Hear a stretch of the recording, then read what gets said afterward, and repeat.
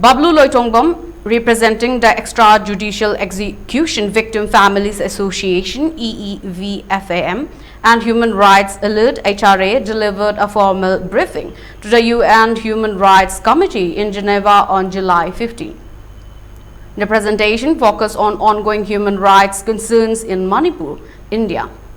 Loitongbam highlighted the 20th anniversary of Manipur's Anti-Repression Day, commemorating a protest against the Armed Forces Special Powers Act, FSPA. He criticized the Act's continued use, stating even when clear prosecutable evidence is laid out by the premier investigating agency, the Union Home Minister always denies prosecution sanctions. The activists also addressed the violence in Manipur, which has resulted in at least 230 deaths and displaced 60,000 people since May 2023.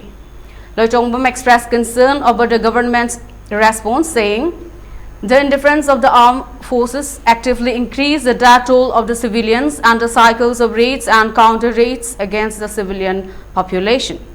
He called for the UN committee to declare FSPA incompatible with the covenant both in law as well as in practice, and urged for recommendations aligned with India's obligation under international law. Individual citizens of Manipur, irrespective of gender, age, religion or ethnicity, have been robbed of their most basic human rights as the government of India systematically abdicated its responsibility to protect the population, Bablu Loitongbam said. The briefing brings international attention to the ongoing crisis in Manipur and calls for accountability in addressing human rights violation in the region.